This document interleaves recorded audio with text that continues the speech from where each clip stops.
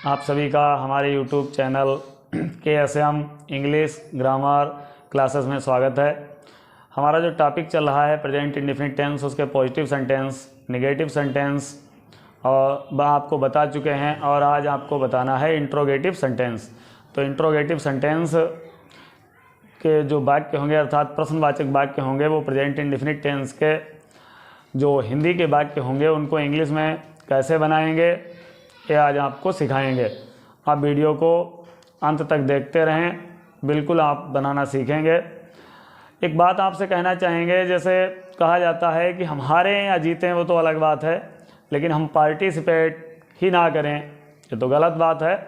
अर्थात हारना और जीतना वो तो बात की बात है और उस काम को करने में मज़ा भी नहीं आता है जिसमें हारने का चांस ना हो।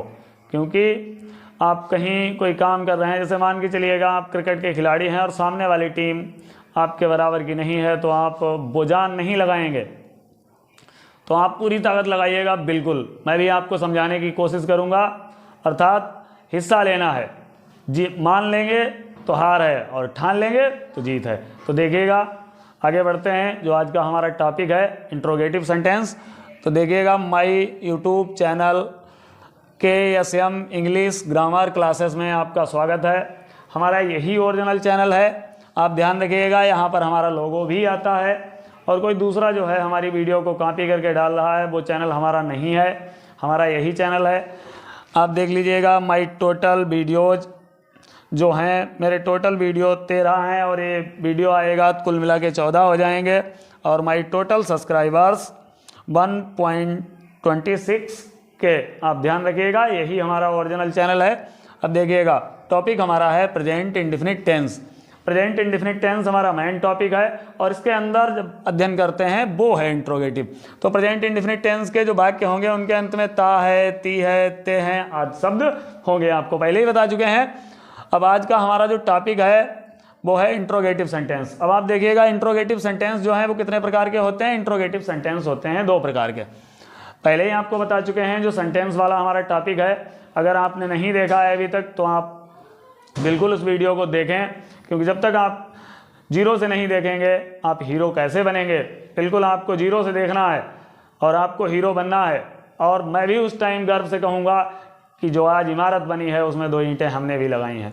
तो देखिएगा, नंबर 1, यदि प्रश्नवाचक शब्द वाक्य के शुरू में आया हो तो हिंदी के जो वाक्य होंगे इंट्रोगेटिव सेंटेंस के, जो प्रेजेंट इंडेफिनिट टेंस के, उनमें यदि प्रश्नवाचक शब्द जो है वो शुरू में आया हो। क्या शब्द शुरू में आया हो तो कैसे बनाएंगे, तो आप देख लीजिएगा डू या डज, फिर सब्जेक्ट, डू या डज सब्जेक्ट अर्थात कर्ता, फिर वर्ब की फर्स्ट फॉर्म अर्थात क्रिया की प्रथम अवस्था, फिर ऑब्जेक्ट अर्थात कर्म, और लास्ट में साइन ऑफ इंट्रोगेशन आपको नहीं भूलना है, जिसको देहात भाषा में कह सकते हैं हंसिया।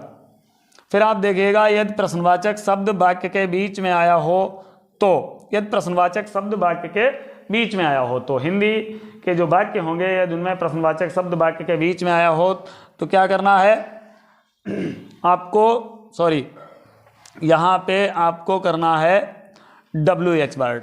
WH वर्ड का मतलब होता है जो भी प्रश्नवाचक शब्द होते हैं उनकी शुरुआत जो है वो किससे होती है, WH वर्ड से ही होती है, WH से ही होती है। तो यहाँ पे WH वर्ड, फिर उसके बाद में डू या डज, फिर उसके बाद में सब्जेक्ट और फिर वर्ब की फर्स्ट फॉर्म और फिर ऑब्जेक्ट। आप देख लीजिएगा कुछ भी चेंज नहीं हुआ है, केवल क्या हुआ है WH वर्ड बढ़ा हुआ है, बकाया डू या डज, सब्जेक्ट सब्जेक्ट, वर्ब की फर्स्ट फॉर्म, ऑब्जेक्ट और साइन ऑफ इंट्रोगेशन अर्थात हमने आपको बताया हंसिया। इसको भूलना नहीं है, ये इंट्रोगेटिव की स्पेशल पहचान है, बिल्कुल लगाना ही लगाना है। अब आप देखिएगा इनको बनाना सीखते हैं, कैसे बनाएंगे। क्या राम पत्र लिखता है, तो ये किसके अंतर्गत आएगा, तो सबसे पहले तो हमें वाक्य को ध्यान से पढ़ना है और अंत में क्या है, ता है, ती है, ते हैं। अगर ये शब्द आते हैं तो वाक्य कौन से टेंस का हुआ, प्रेजेंट इंडेफिनिट टेंस का। तो हमें टेंस पता चल गया और टेंस पता चलने के बाद में ये साइन ऑफ इंट्रोगेशन जैसे ही हमें दिखा और इसमें प्रश्नवाचक शब्द भी है अर्थात वाक्य इंट्रोगेटिव है। और इंट्रोगेटिव किस प्रकार का है तो आपको पहले बता चुके हैं, प्रश्नवाचक शब्द वाक्य के शुरू में आया हो तो क्या करना है, सबसे पहले डू या डज अकॉर्डिंग टू सब्जेक्ट अर्थात कर्ता के अनुसार। कर्ता अगर हमारा एक वचन है सिंगुलर नंबर है या प्लूरल तो देखना है। सिंगुलर है अर्थात एक वचन है तो आपको सबसे पहले क्या लगा देना है, डज। देख लीजिएगा डू या डज, ये कंप्लीट हो गया। फिर आगे बढ़िएगा सब्जेक्ट। सब्जेक्ट अर्थात जो कार्य को करता है, तो हमारा यहाँ पे हो गया राम, ये भी कंप्लीट हो गया। फिर आगे बढ़िएगा, क्या हो चुका, राम हो चुका। और उसके बाद में फिर वर्ब की फर्स्ट फॉर्म लिखना। आपको पहले ही बता चुके हैं, क्रिया उस शब्द को कहते हैं जो शब्द बताता है कि हमारा कर्ता कुछ कर रहा है, अर्थात जो हमें बताता है कि कार्य कुछ किया जा रहा है, कर्ता के द्वारा क्या किया जा रहा है। तो देखिएगा फिर वर्ब की फर्स्ट फॉर्म हो गई तो राइट हो गया। और उसके बाद में बचा हुआ है पत्र, तो आ लेटर। और उसके बाद में ध्यान रखना है, जो आपको पहले ही बता चुके हैं, साइन ऑफ इंट्रोगेशन नहीं भूलना है। बाकी हमारा ये कंप्लीट हो गया। फिर आप देखिएगा, क्या तुम पत्र लिखते हो। नियम वही है, डरना बिल्कुल नहीं है। ऐसा कोई काम नहीं है दुनिया का जो आप नहीं कर सकते हैं। जिन्होंने किया है उनके ऐसा नहीं है कि 10-12 सर थे या 10-12 हाथ थे, जो उनके थे वो आपके हैं।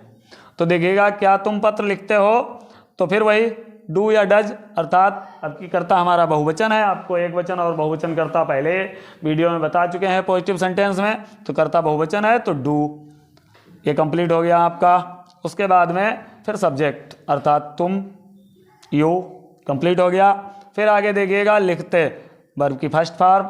उसके बाद में हो गया ऑब्जेक्ट, तो आ लेटर और साइन ऑफ इंट्रोगेशन नहीं भूलना, ये भी बन गया। फिर आप देखिएगा, राम पत्र क्यों लिखता है, तो सबके अंत में ता है, ती है, यानी प्रेजेंट इंडेफिनिट टेंस के हैं, पता चल गया। फिर सेंटेंस पहचानना है किस प्रकार के हैं, तो प्रश्नवाचक शब्द कहाँ पे है, बीच में। यहाँ पे देखिएगा, इनमें बीच में है और इनमें कहाँ पे था, शुरू में।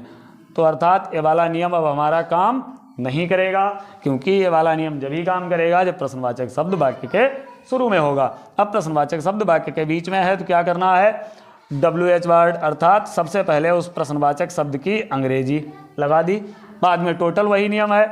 फिर देखिएगा, सब्जेक्ट एक वचन है तो डज, फिर उसके बाद में WH वर्ड हो गया, डज हो गया, फिर सब्जेक्ट अर्थात राम हो गया, फिर वर्ब की फर्स्ट फॉर्म राइट अर्थात क्रिया हो गई, और उसके बाद में ऑब्जेक्ट अर्थात आ लेटर हो गया, और लास्ट में साइन ऑफ इंट्रोगेशन हो गया। फिर देखिएगा, इसमें भी प्रश्नवाचक शब्द वाक्य के बीच में है तो क्या करना है, सबसे पहले WH वर्ड हो गया, इसकी अंग्रेजी लग चुकी है। फिर आप देखिएगा, WH वर्ड के बाद में डू या डज, तो कर्ता हमारा बहुवचन है तो क्या लगाएंगे, डू लगाएंगे। और उसके बाद में फिर वही देखिएगा, सब्जेक्ट यू हो गया, फिर वर्ब की फर्स्ट फॉर्म तो फिर राइट हो गया, और फिर ऑब्जेक्ट आ लेटर हो गया, और साइन ऑफ इंट्रोगेशन नहीं भूलना है। उम्मीद करते हैं कि आपको समझ में आया होगा।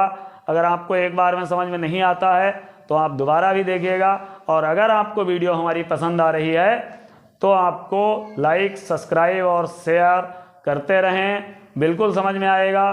दुनिया में ऐसा कोई काम नहीं है जो आप कर नहीं सकते।